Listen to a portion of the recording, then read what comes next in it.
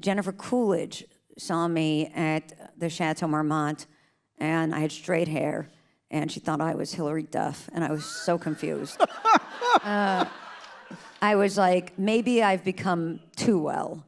And you know what I mean? Because whatever I'm projecting is something I gotta scratch real quick. I have lost my edge. Prepare your ears, humans. Happy, sad, confused begins now. How's it going, everybody? Welcome. Thank you so much for being here tonight. I'm Josh Horowitz, and today on Happy, Sad, Confused, we're live at the 92nd Street Y with the one and only Natasha Lyonne. Yes. This audience in New York City has just seen a remarkable new film, His Three Daughters. It's on Netflix right now, but they got a chance to see it on the big screen, and I think you'll agree it's a very special piece of work. So thank you for sharing your holiday weekend with this extraordinary film. I'm not going to say much about Natasha Lyonne because this is truly an actor, a creator that needs very little introduction. An amazing filmography, especially the last few years. Let's just talk about Natasha as an actor, a writer, a creator, a producer, Russian Doll, Poker Face.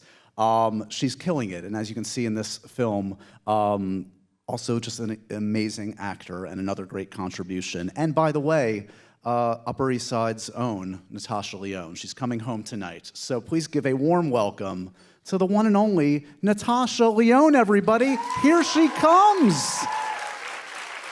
Here she is. Dramatic applause. Look at that. There she is. How are you? The far side. That's you. She's come home. Welcome home, Natasha. What do you mean by home, Josh? Upper East Side. This is your stomping grounds, no? Yeah, with some difficulty. Scholarship kid. I actually don't mind Lexington. Okay. It's really those Park Avenue, Fifth Avenue. I guess not Madison. I'm not even that mad at, but I don't like Park and I don't like Fifth. Right. Those. What about numbered? Doorman, mansion. Right. You know, old money. Because my mother and I were more York Avenue, the wrong side of Park. But Lex was always a bit neutral, and I liked that it had the subway. Yes. No, these are important considerations. Thank you for sharing not only this film, but your holiday weekend with us. Of course. What does a Natasha Lyonne Thanksgiving look like? What are the traditions in your life? Is it an important holiday for you? Very important. It's the day I listen to the new Kendrick Lamar album while reading. What am I reading? It's like the Tao of Physics or something. And there's also a workbook. Carlo Rovelli, White Holes. There's another one I was reading also. That'll come to me later. And so that was a nice day for me. In bed, I was invited to something in Brooklyn. My godmother did one in Murray Hill. There were a couple of others. God, it was terrific to just stay in bed and read my little quantum physics. My brain goes white noise, right, which I like because it's above me. You know what I mean? I don't really understand, but I love that. Did you come out fully formed like this? Was Natasha Lyonne as a child, at 4 years old, is this approximately the same person? Do you mean that I'm dressed like Phyllis Diller? Because I'll have you know, this is Valentino, baby. It does seem a little bit like I'm getting ready for a number at the Catskills.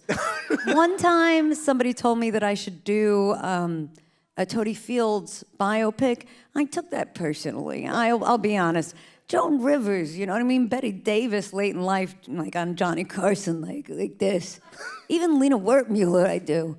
But of the women who lost limb to diabetes, terrible condition, of course, yes, I would sooner do Susan Terrell of Fat City than Toady Fields, and nothing against her. But yes, other Catskills players I would do sooner. Almost a bit of Carol Channing, I would say, going here. Right. Were you... At 4 years old, fully formed? An extrovert as a child? What would your friends and family have described you as? I actually think that I'm surprisingly an introvert. It's just that once activated, I'm sort of a merry prankster. So it's because you guys are here, even though I know it's only 120 out of 180. Now, I'm not taking that personally. No. I'm just sort of a numbers guy. I don't mean like the penguin. I just mean sort of mathematics. The music of the spheres and so on. So, yeah, it's weird. Like, where are those other 60? Look, these Anyway, are the but smart thank you guys people. for coming. Yeah. Yeah. And they could have been at Wicked or Gladiator. They chose us. I mean, or they could have done a sort of Wicked Gladiator matinee. Anyhow, so... Extrovert child, not so Well, much. my family of origin, mother, father, older brother, I think that they were so living out loud that as the youngest, I was weirdly like the witness, the cataloger. Often I'll hear Spielberg, who is a one-to-one comp with me, as you must have noticed. But he'll talk about that in his childhood, sort of. But I was always sort of cataloging scenes, almost like I was setting them to music, little vignettes. Some say that that's, like a trauma coping mechanism. Or that thinking that you should be in the CIA is more like the hypervigilance of a child where, anyway, good things.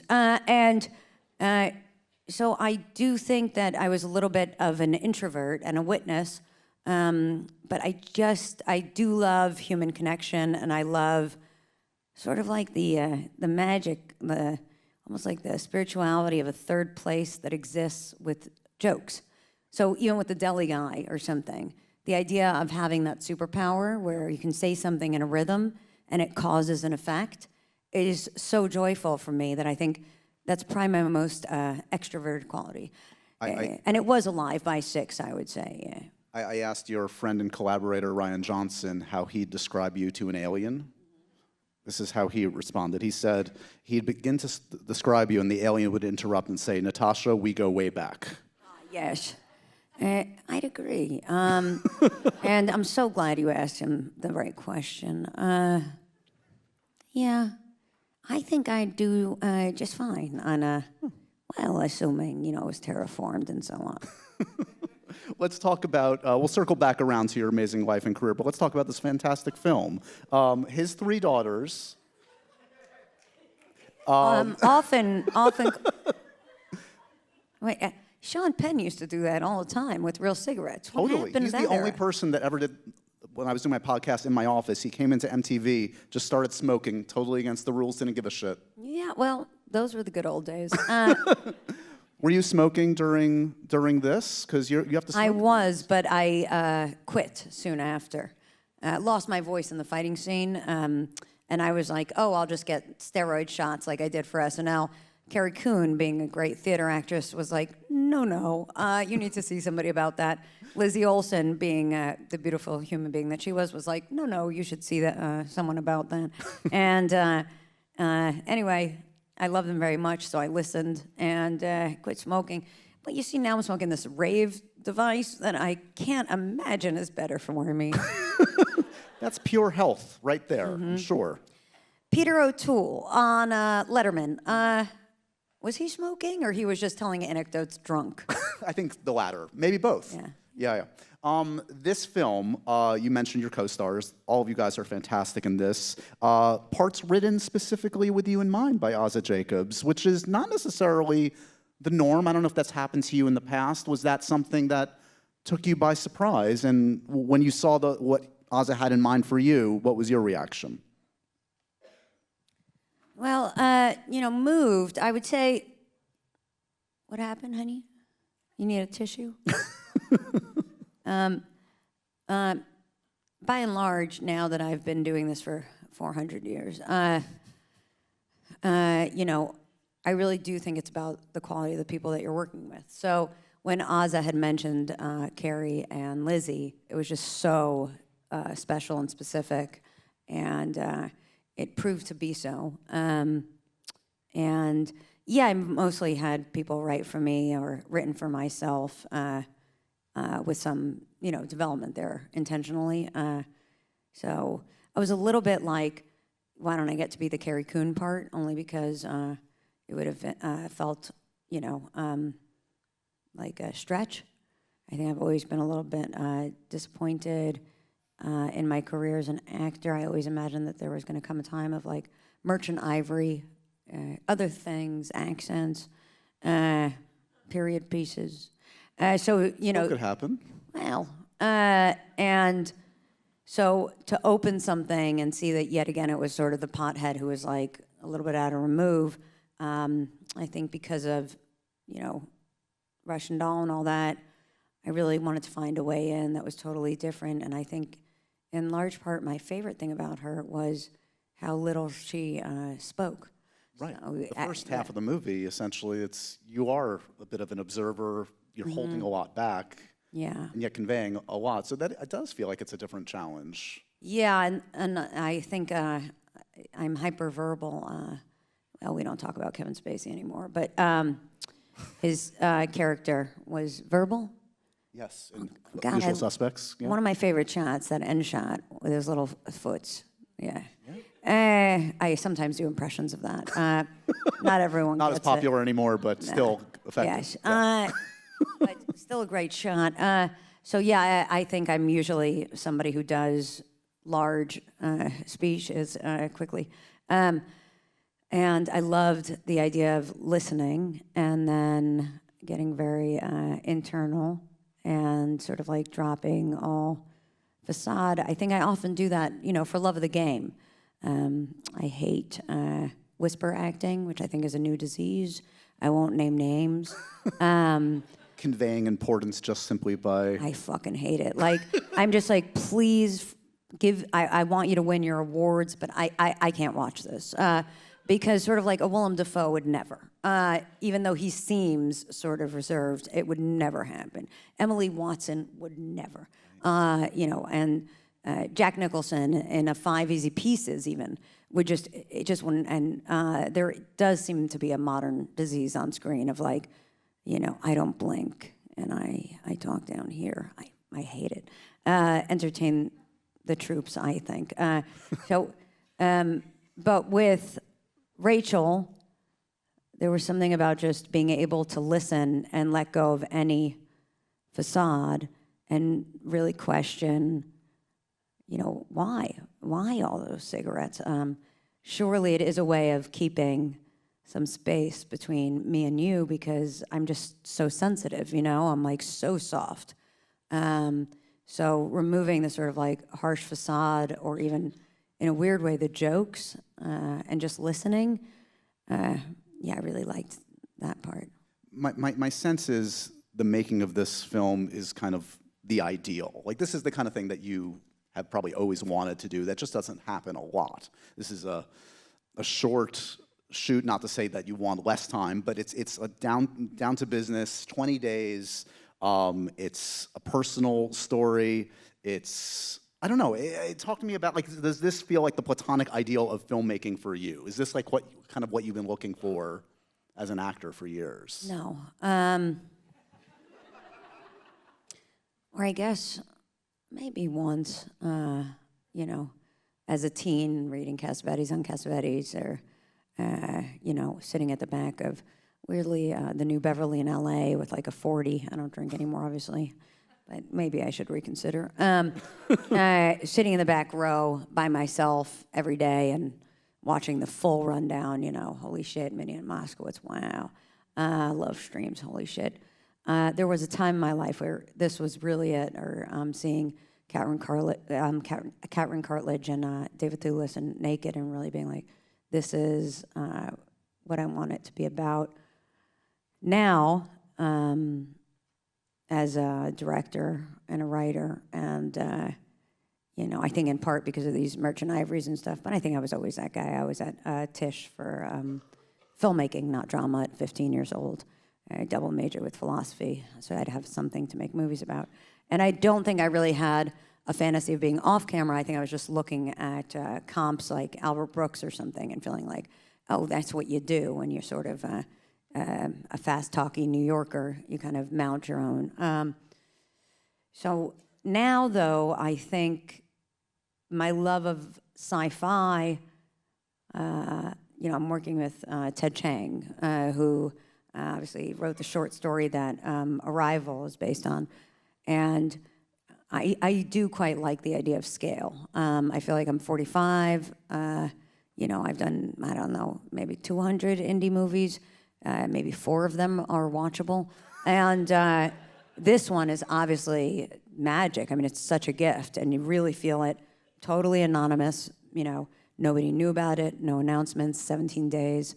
And we just went all in. A very special thing, and then to have that response from people.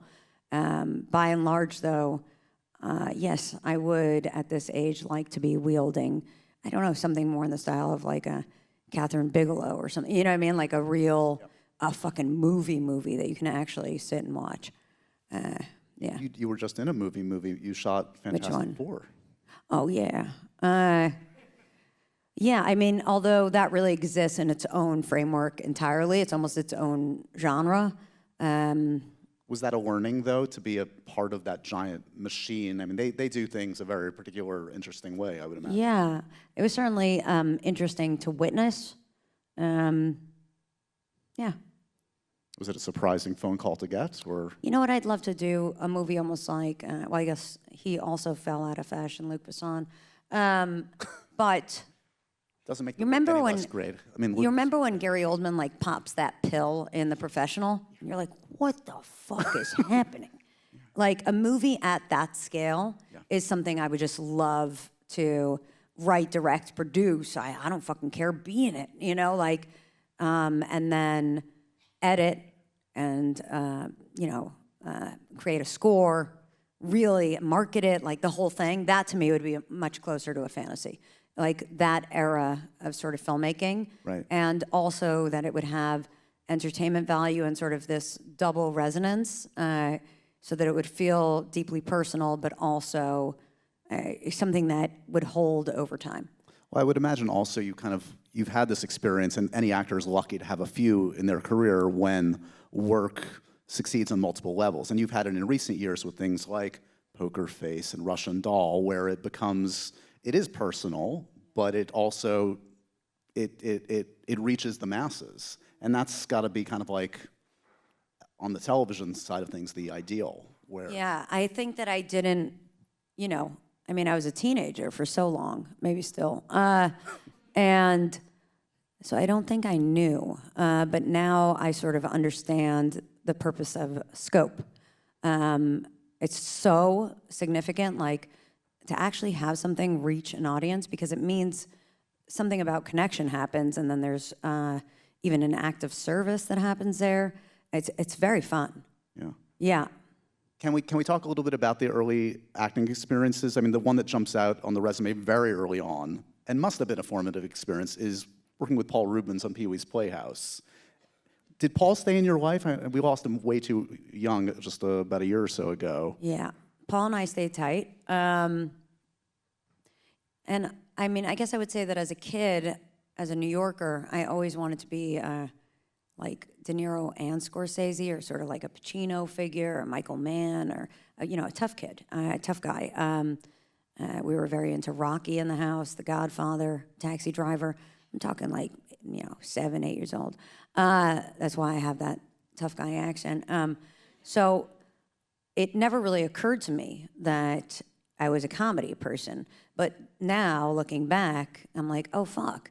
Paul Reubens, I'm going to drop another great name, Woody Allen. And I can see that there was a lineage of, ending up so much with like Fred, Maya, Poehler. Sort of, I was really in that school somehow, and Paul really was the first.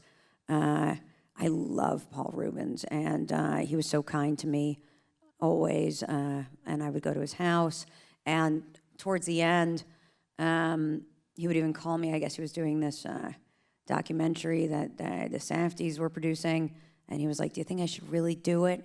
And it was such a, that vulnerable turn that happens late in a life, where I'd asked him over the years so much for help and advice. And I was like, yeah, like, Paul, you're such a beautiful human being. There's nothing that you couldn't expose. I think I believe in that a lot, in a transparent life, and that we're all so human that it would make it a lot safer to lie less. one of those people that, like, when he passed, you realized the effect he had on so many people because everybody came out of the woodwork saying, "Oh, he sent me a birthday message every year and he did that for like 10,000 people." Yeah. I mean, and they were really special. Like getting that Christmas card would mean so much, yeah. And on your birthdays, I was working, I'm dropping a positive name now, Carol Kane. We were working on a movie together, and maybe it was her birthday or mine, and it was so surprising to see. This was before GIFs were popular. There were no iPhones. And, you know, he would send all of us all these GIFs that were so special on your birthday. It was a big event. Spark into something uncommon this holiday with just the right gift from Uncommon Goods. Look, I know we're all freaking out about getting our holiday shopping done. I'm not, though, because Uncommon Goods has everything for everybody in my life, and I know this from experience. They are unique, hand-picked gifts for everybody and anybody you can think of. Things that can often be very much personalized, which I really appreciated. Like, how about something for Christmas, like a Night Before Christmas book that has a personalization to it, or a Viewmaster. Remember those from childhood that have individual photos from your life in there? I myself got a personalized trivet for a loved one, and they love it. So much of their stuff can be personalized, which I really appreciate. Also, they look for products that are high quality and unique, and they're often handmade and made in the US. They have the most meaningful, out-of-the-ordinary gifts anywhere, truly. And as I said, they can often be personalized, which I personally love. Plus, with every purchase you make at Uncommon Goods, they give back $1 to a nonprofit partner of your choice. They've donated more than $3 million to date, and I think that's awesome. So to get 15% off your next gift, go to uncommongoods.com/podcast/happysad. That's uncommongoods.com/podcast/happysad for 15% off. Don't miss out on this limited time offer from Uncommon Goods. We're all out of the ordinary.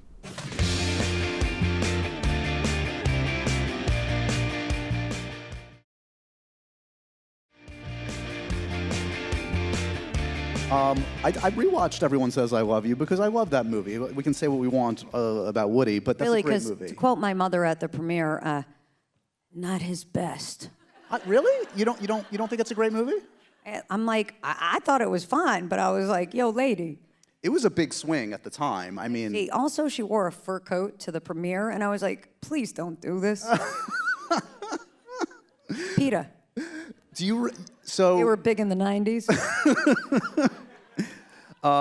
Natasha Lyonne, #1 on the call sheet of a movie that had Julia Roberts at the height of her powers. Edward Norton was just coming into his own. I mean, that cast was stacked. Stacked. And a lot of people were actually cut. I don't know why I'm doing this, but I think Liv Tyler and Tracy Ullman were cut, which was also like this shocking revelation about this business that has nothing to do with how gifted you are, da-da-da-da.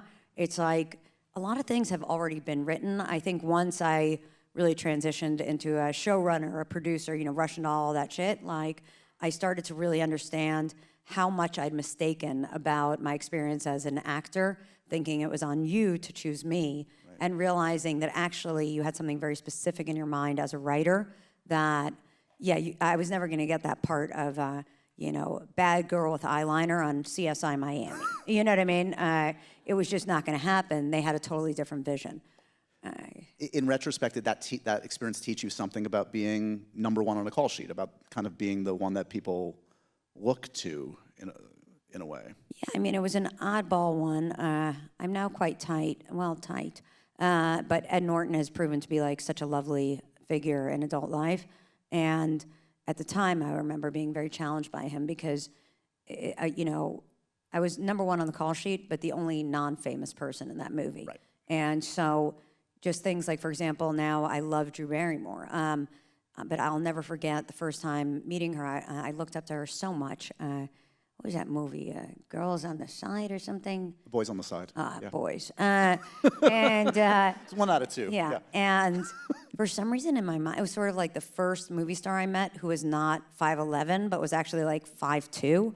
And she was just so cozy, and she was like, "Oh, I love you," and hugging and sort of Beatles songs, but she seemed so tough externally, meaning they were all so famous. And I remember one time Ed Norton sort of, Woody said something to me. I was outside Harry Winston's before our musical number, a classic. And My Baby Just Cares for Me.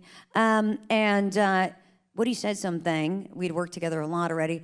And then Ed said something to me like, so what he means is, and I looked up at him at 15, like, who the fuck do you think you're talking to? This guy's Woody Allen. I'm all good, Primal Fear. So it was weird in that sense that I was number one, but sort of at the bottom of the heap relative to it. I mean, to your point, he had made one movie. In fairness. But at the same time, it was, it was just very educational, very intimidating, and just so special. A couple years later, Slums of Beverly Hills, which is an important one, and Tamara Jenkins has actually come up here a bunch in recent discussions. Catherine Hahn was here. We talked about Private Life, which is another great movie. I'm so grateful for that movie. I love Tamara so much, and Alan Arkin, and Brum Holtz I just worked with. He's on this season of Poker Face, and so is Kevin Corrigan, and Adam Arkin is the producing director. I remember the other book from Thanksgiving. It's a Nick Bostrom follow-up to Superintelligence. I'd say it's not as reader-friendly. But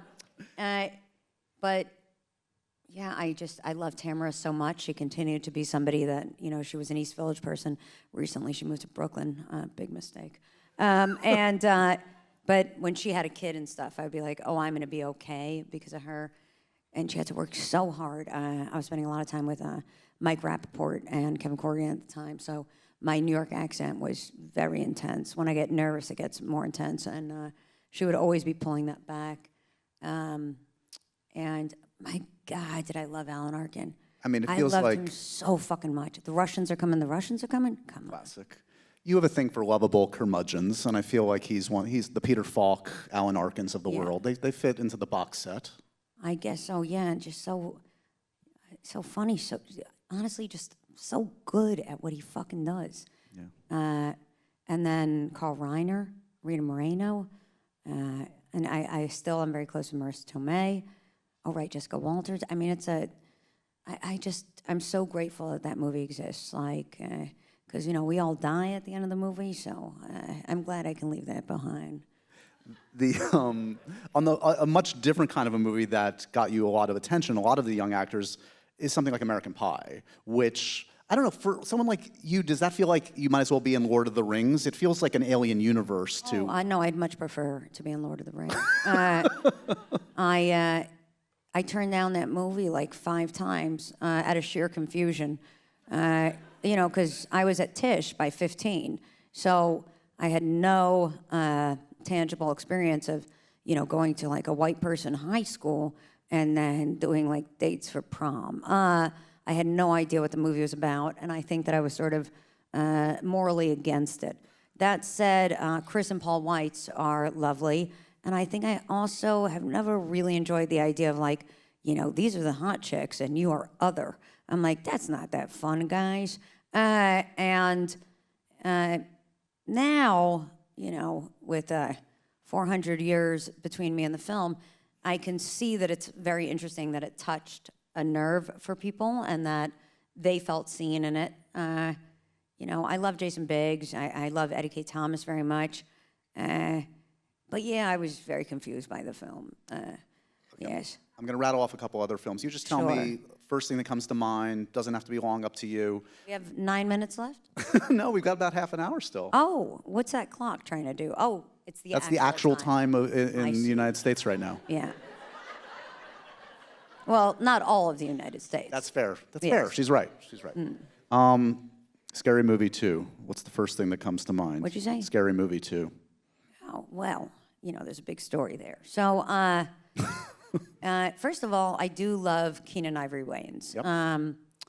That said, when I got that call, I was like, what kind of a bum do I look like?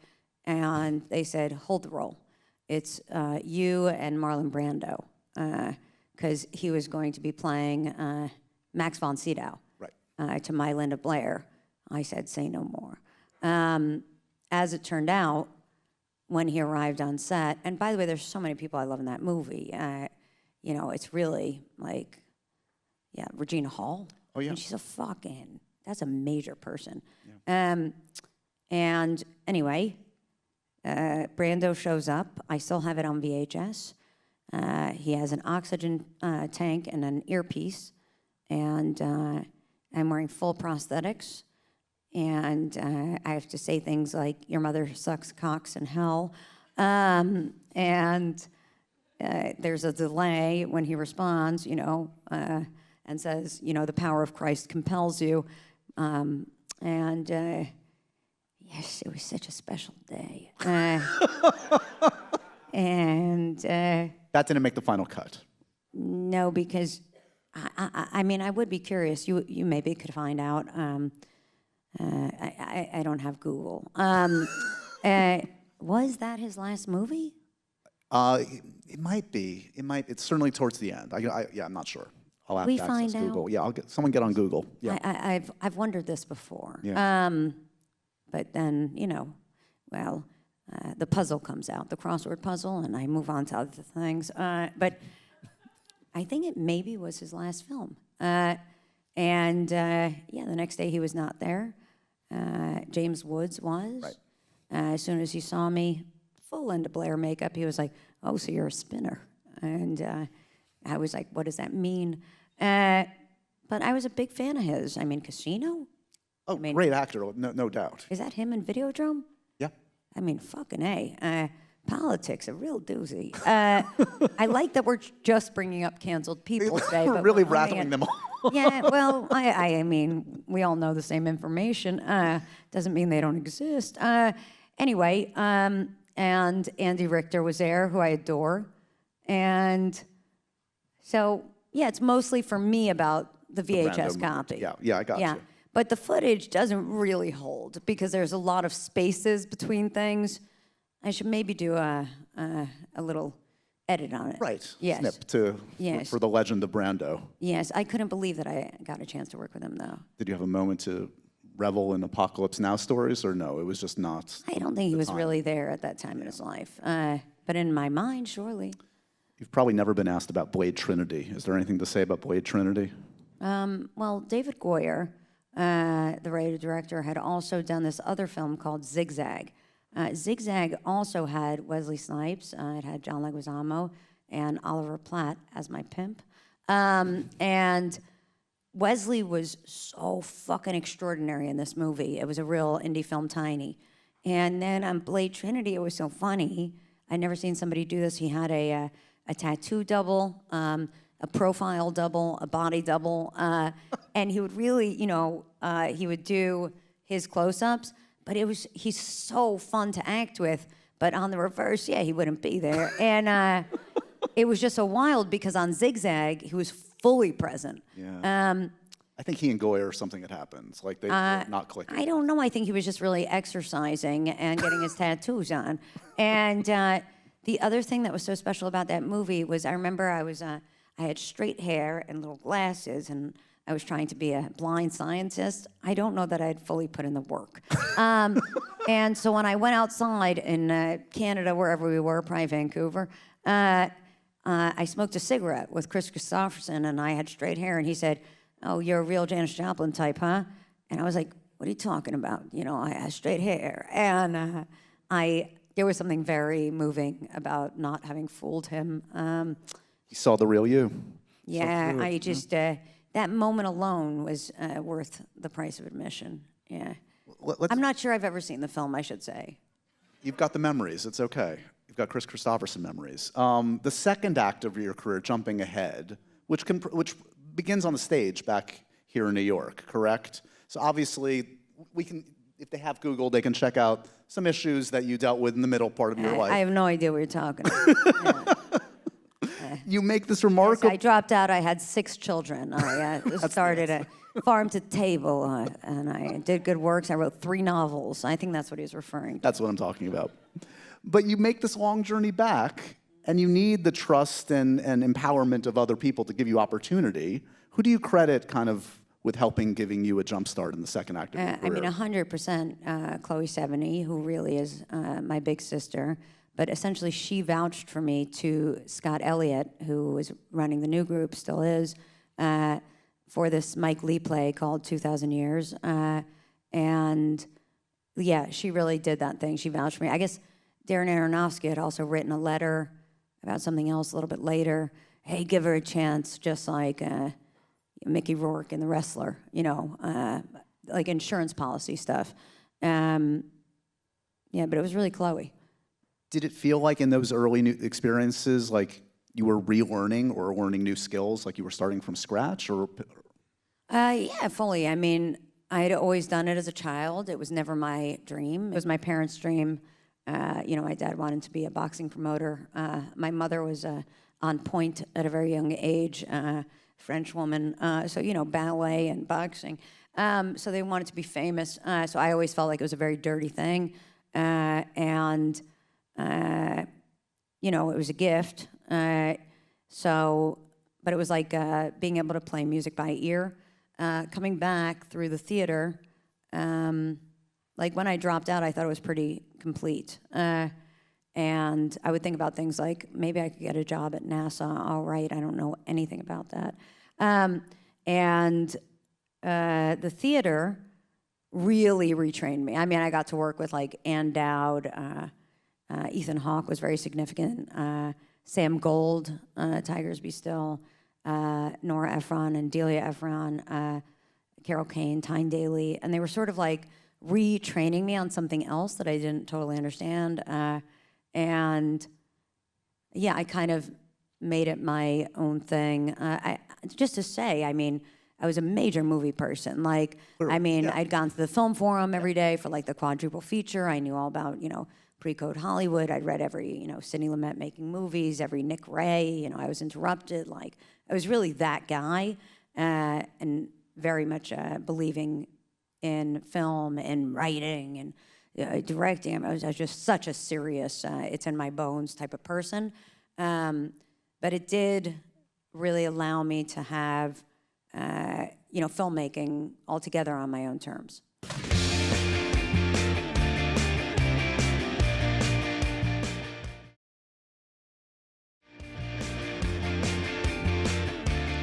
having said all that, how it is in your bones, I mean, the experience of finally getting to co-create, produce, really be the key creative force along with Leslie Headland and Amy on Russian Doll must have been huge. I mean, it was really, you know, and I still think I'll probably do like a Fire Walk with Me and then a Russian Doll: The Return.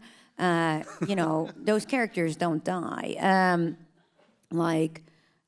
So I'm not too worried about it. If I had more time right now, I think I would actually spend some time on it. I just, well, you know, the business has really changed. It doesn't, you know, that sort of auteur-y kind of, you know, TV sort of had its moment, and I'm so lucky that I was on that wave.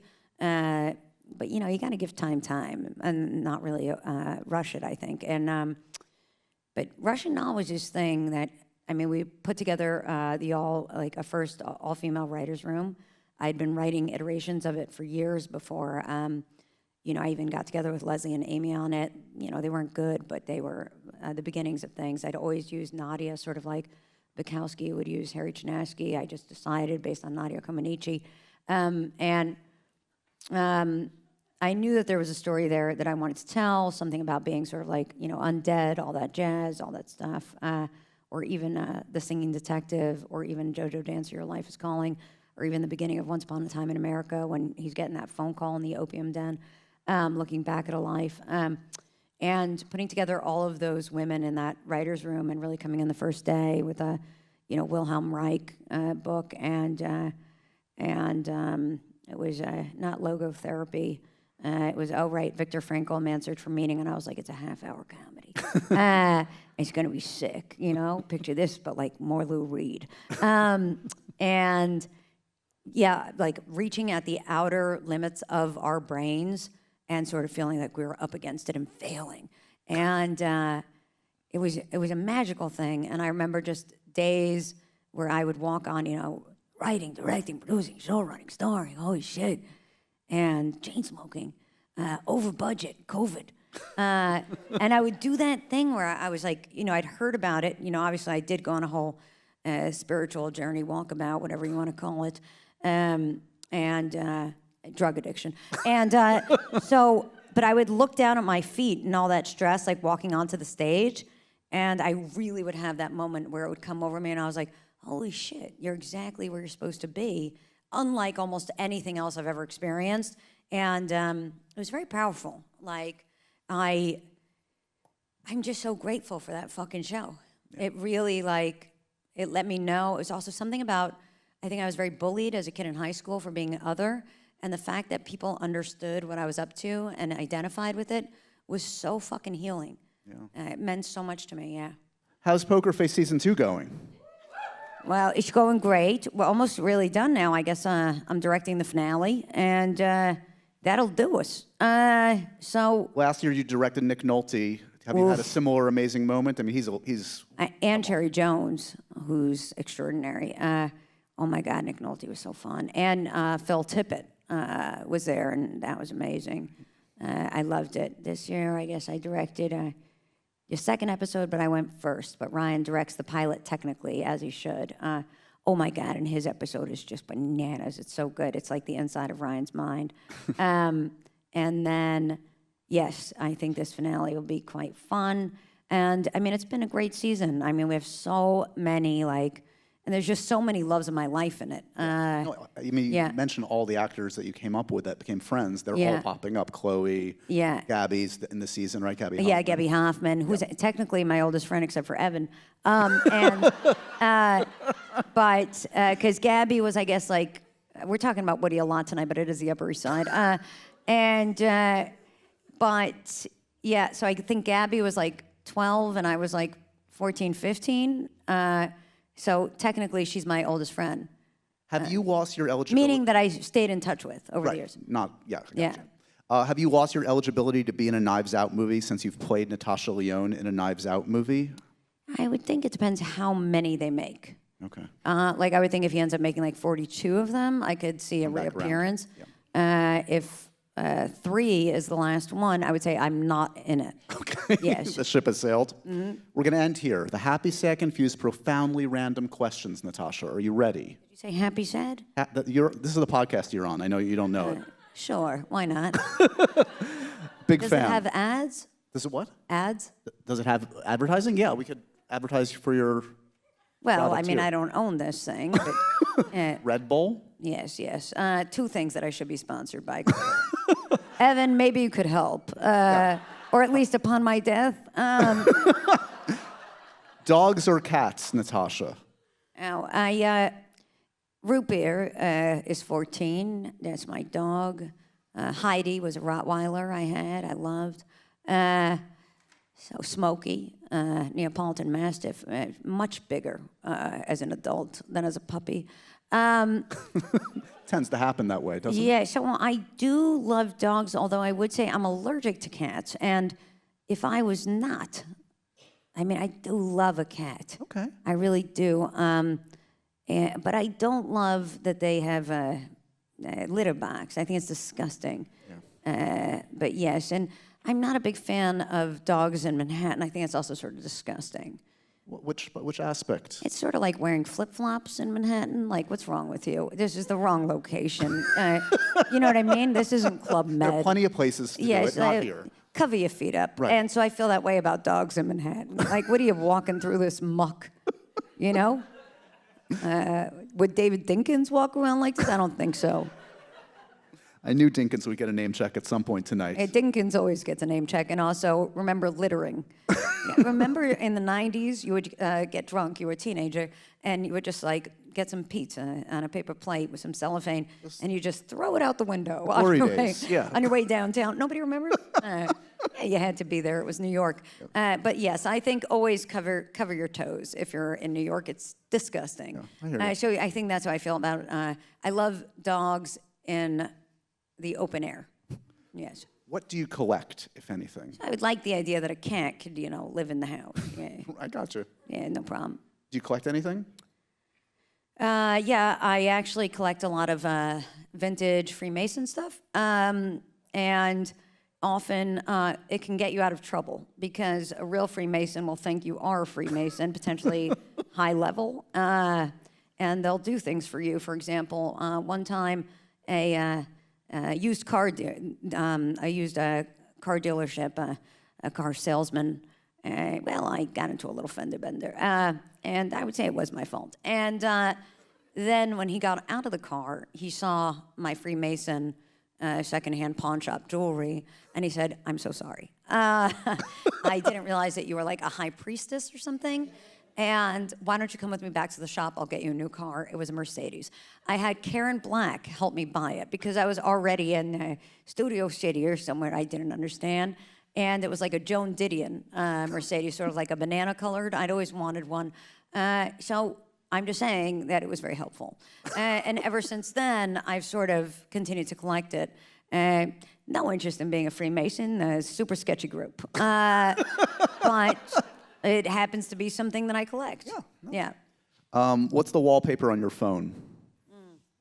Today, it's root beer. Often it is Diane Lane talking to Ray Winstone and Ladies and Gentlemen, the Fabulous Stains, and he says to her something like,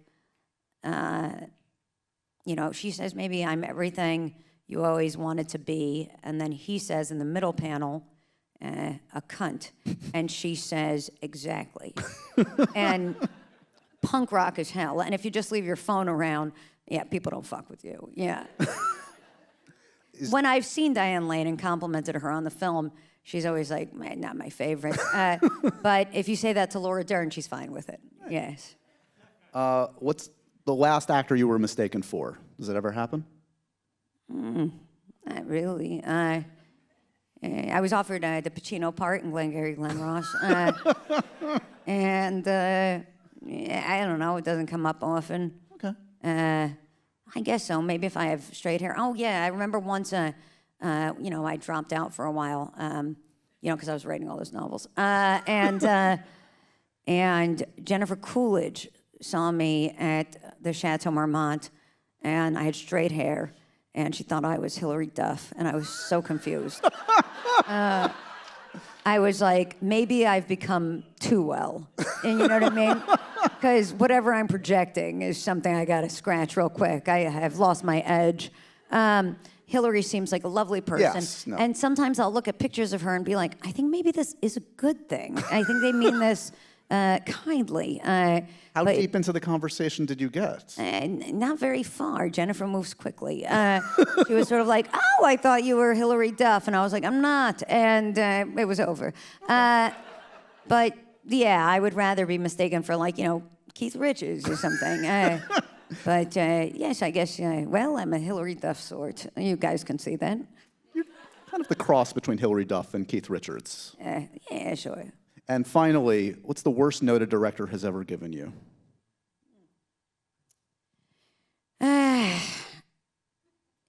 Not to bring it back to Woody, but I actually think this is a good note. He would say, yeah, do it again, but don't put the audience to sleep. God, that would sting. Julia Roberts did not love that sort of thing either. We would talk about it, hug each other in the bathroom of the Gritty Palace crying. I really like her. She was the most movie star I'd ever met in my life. She was literally, you could bask in her golden glow. And I guess it's very hard when directors tell you about the result that they want. I think true directors sort of walk you there on accident, like they almost tell you about a third thing over here, like a magic trick, and they get you sort of focused over here, and the next thing you know, it's like you're crying suddenly in the middle of a comedy scene, and you don't know how you got there. They have a sort of superpower like that. Otto Preminger sort of would do that with Gene Seberg, but not kindly. He did burn her at the stake. But I do think that some of the greats really were sort of like master, almost manipulators, for lack of a better term, because I do think they were maybe sick in the ways they went about it, but they would, systematically get you to a different location, almost to like shake you out of, sometimes it's like an actor's disease that you'll start doing it musically in the same way that you've done it before. And whenever you hear your voice switch as an actor, like if you show up in an audition and you're like, hey, nice to meet you, I'm Natasha. And then they say action, you're like, hi, so, I'm Mary from the store. Great dialogue. So you can tell right then that you've lost the plot, and somehow to like kind of bring you back. I've worked with Jodie Foster as a director, and she did line readings, and I thought it was fascinating because I was like, oh, she was probably so young that this came up, and nobody told her that it was not normal, and I actually liked it from her because I was like, no, I'd rather know how Jodie was going to do this than how I do it. Yeah, sometimes it's a little bit interesting, but sometimes they're wrong. I've also had other, I won't name names, an 80s Brat Pack figure directed me in something, and I was like, well, maybe that's how they would have done it in that movie, but I'm not really playing a waspy type. So sometimes it can be very challenging if they hear it rhythmically another way. Yeah. Someone needs to let you direct a feature. You know more than 90% of the directors that I interview. Like, yeah. It's very clear. Yes, I'm not too concerned with it, and I thank you, but, well, I'm at a place I don't think they'll have to let me. See, Evan's going to get me this deal upon my death. Yes, I think that I can. It's time, you see. That's my big resentment with this life. 9:29, sure, pal. So it really is a bandwidth, parallel self type thing. But surely I'll get it done. I don't know what year it is, but probably within the next 5 years. One hopes, if all goes. You'll come back here and we'll reunite with Evan and we'll talk about the feature directing debut and it'll be great! A That sounds wonderful. But yes, it's on the docket. I'd like to direct five pictures before I die, and I'd like to get better at surfing. There's your to-do list. Your to-do list is spread the good word of his 3 daughters. Congratulations, honestly. The performances are fantastic. Thank you so much. It's a special piece of work. The one and only Natasha Lyonne, everybody. Thank you for coming. Thanks for being here. Thank you, Dr. Horowitz. Thanks, guys. Happy Halloween, or whatever season this is. And so ends another edition of Happy, Sad, Confused. Remember to review, rate, and subscribe to this show on iTunes or wherever you get your podcasts. I'm a big podcast person.